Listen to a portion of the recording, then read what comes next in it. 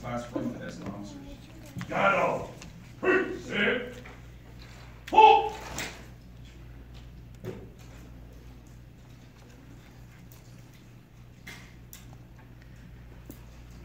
Order.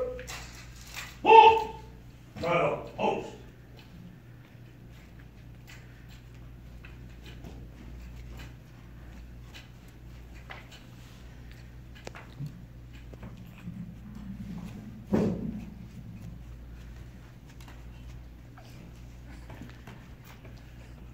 Class, seats! And now it's my pleasure to introduce the Code Commander, Ms. Therese Schroeder.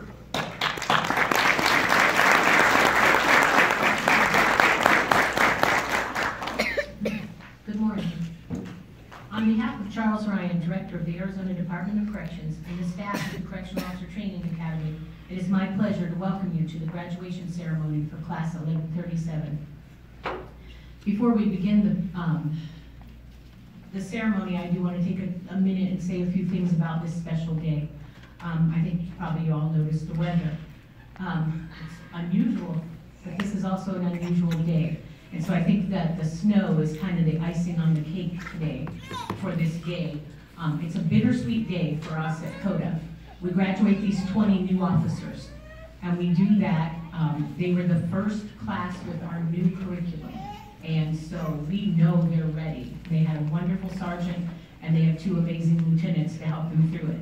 In this class, there's a cadet whose father is a CODA sergeant.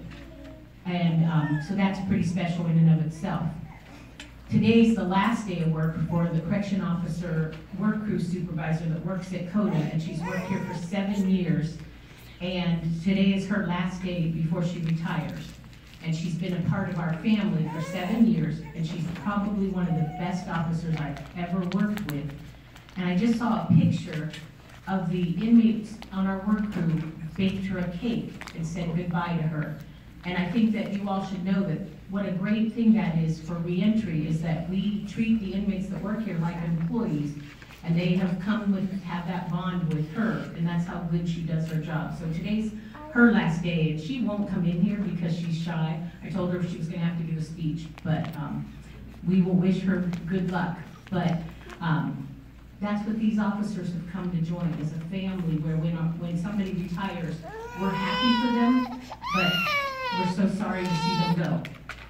And that brings me to the last special part of this day, and that is after 8,500 cadets, new officers that have been influenced by one man, he's going to move on from CODA today, and that's Lieutenant Pat Meehan, who's right up here. Fitting that he's sitting beside me because he's truly my right hand. And we have a rotation for officers, and so he is going to go to work at the Marana prison, and he'll be our monitor there. And that's their good fortune, and that's our bad fortune. But today is Pat Meehan's last day. He worked here as a sergeant, he worked here as a lieutenant, he worked here as the acting commander.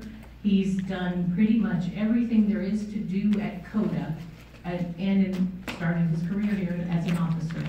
So what I'd like you all to think about as you watch your loved one become an officer is that this man single-handedly helped 8,500 people become good, safe corrections officers.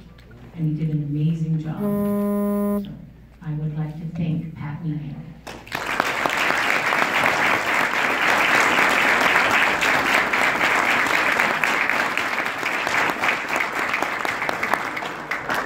The CODA commander before me was like all military and tough, and he was G.I. Joe.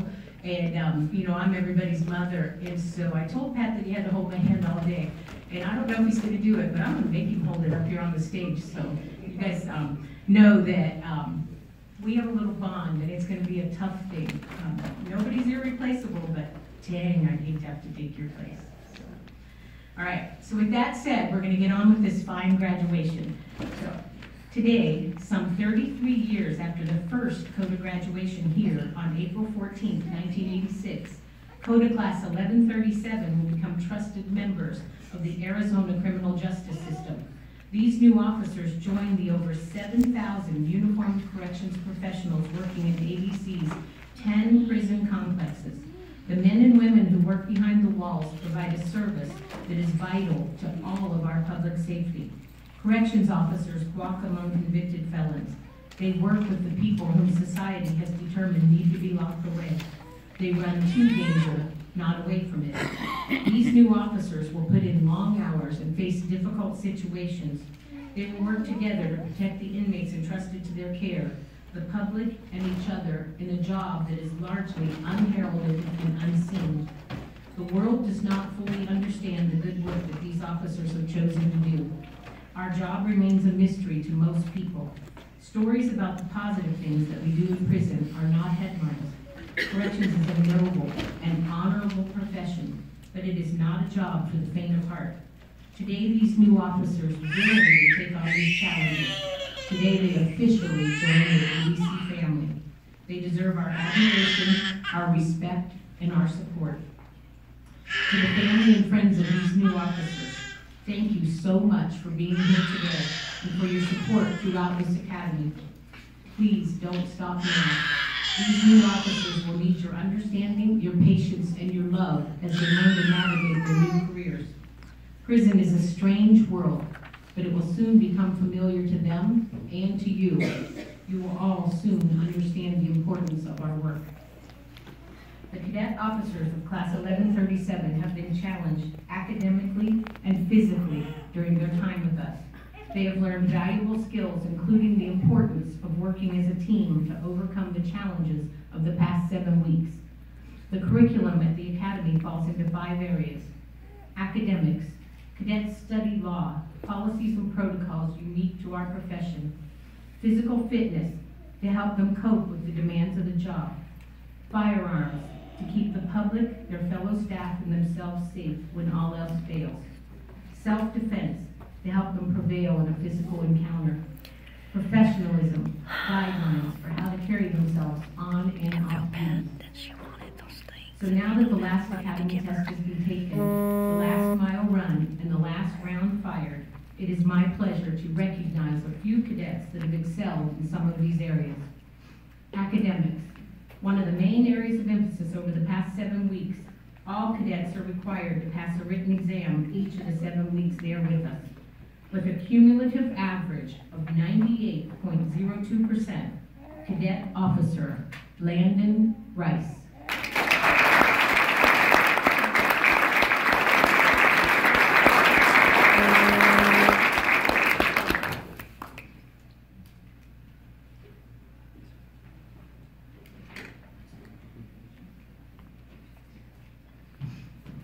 Firearms.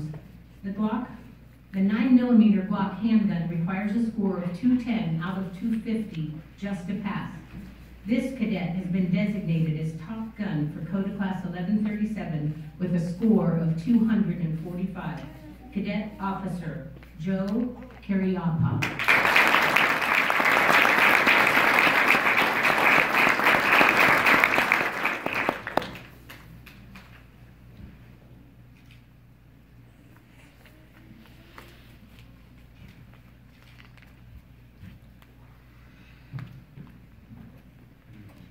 Distinguished graduate, we have saved the best for last. Beginning on day 1, everything that these cadets have done that can be measured, scored, or quantified has been recorded and posted weekly. We do all of this so that at the end of this 7-week experience, one cadet will emerge as the distinguished graduate. The distinguished graduate's name will be displayed on a plaque here at the Academy. The distinguished graduate for Code Class 1137 is Cadet Officer Landon Rice.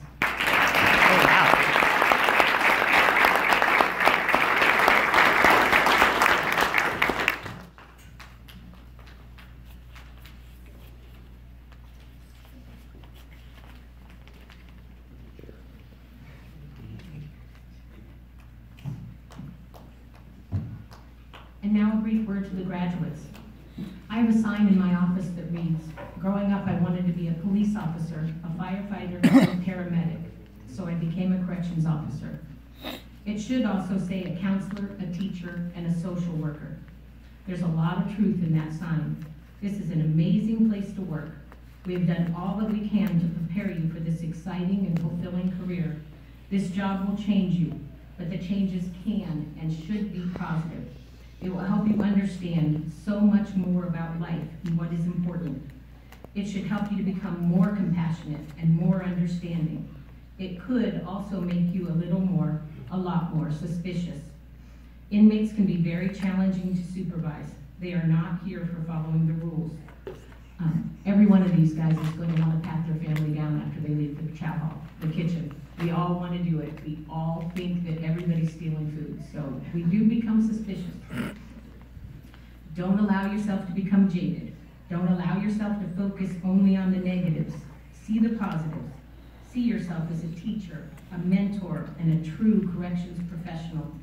The oath that you take today transforms you from a cadet to a corrections officer.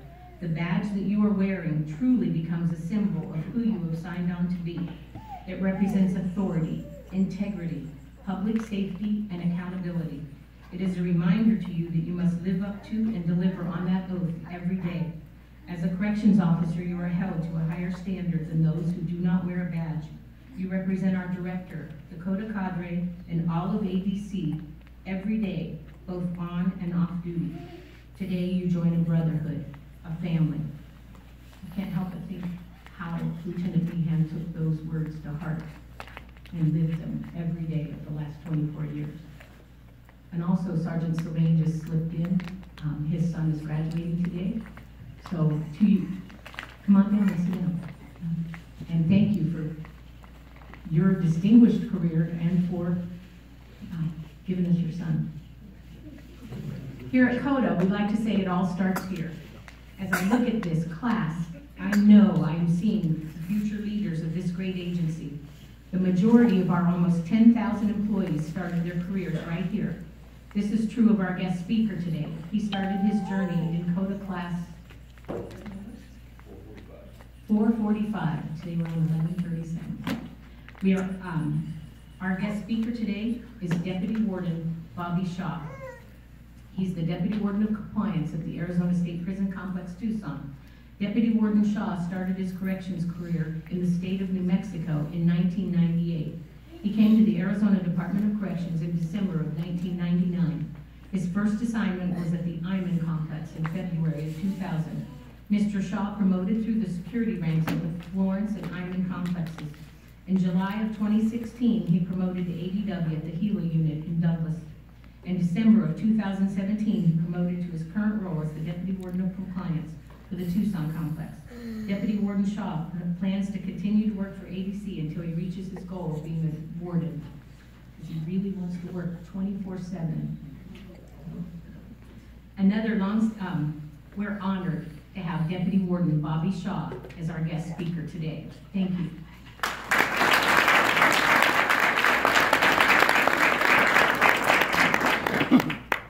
Morning, everybody. Actually, very glad you're able to show up through this weather.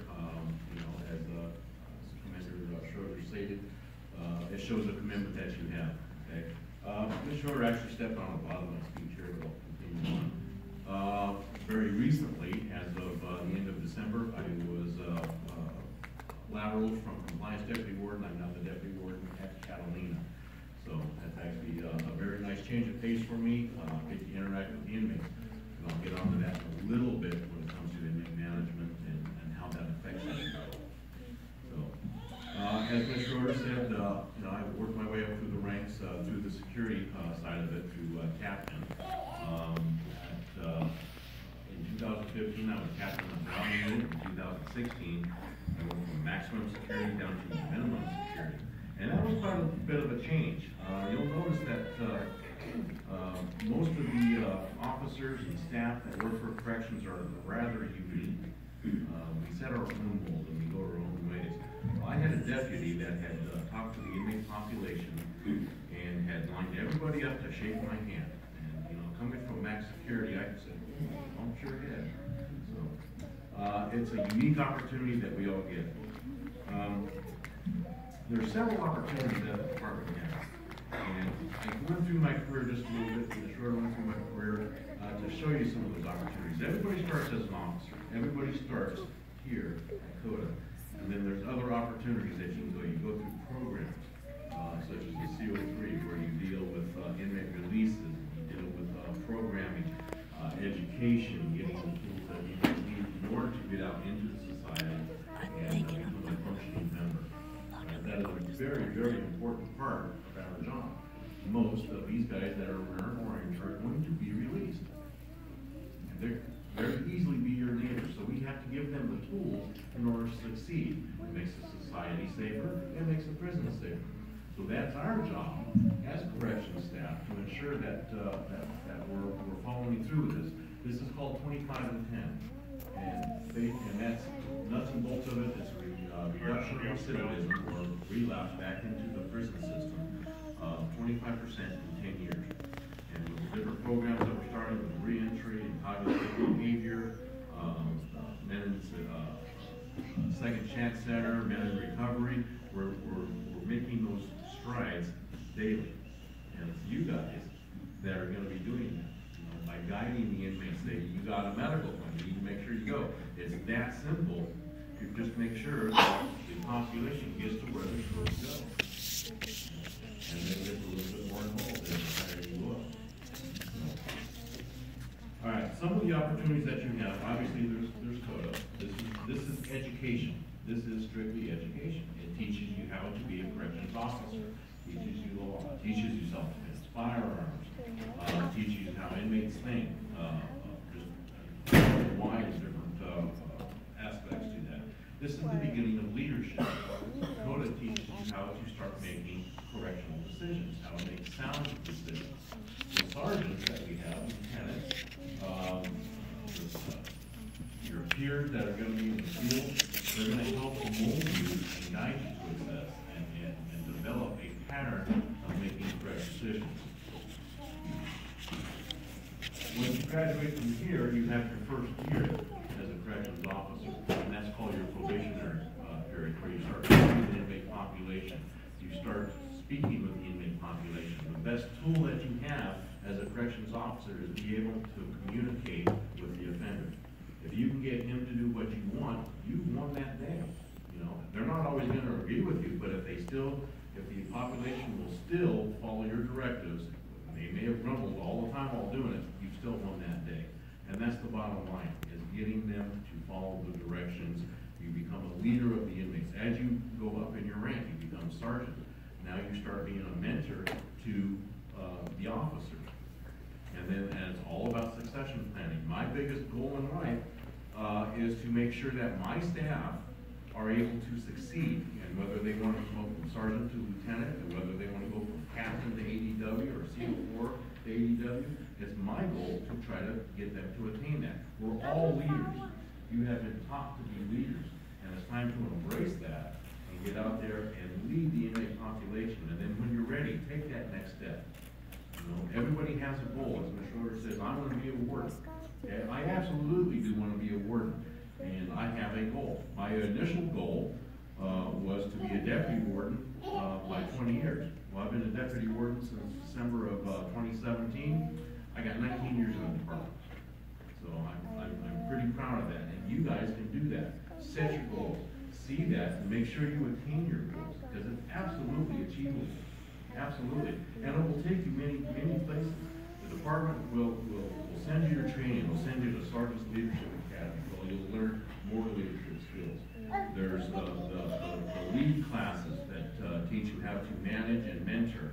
You have lead tools, essentials, and mastery. Very recently, the department was able to promote a certified public manager's course through Arizona State University. That is a very expensive course. We're allowing two people per complex to go to that. That is just wonderful training that you get for free. You know, the department's paying for it. Many, many opportunities. Those opportunities will lead to other avenues. It's not the field training, the program staff, the security staff. There's maintenance, there's clerical, there's administration, so many different things. And in those you have the different areas. Canine, SSU, community corrections, so many different avenues that you can branch out from here. Just amazing opportunities that are just available, just there for the taking. Right. This is also can be used as a stepping stone.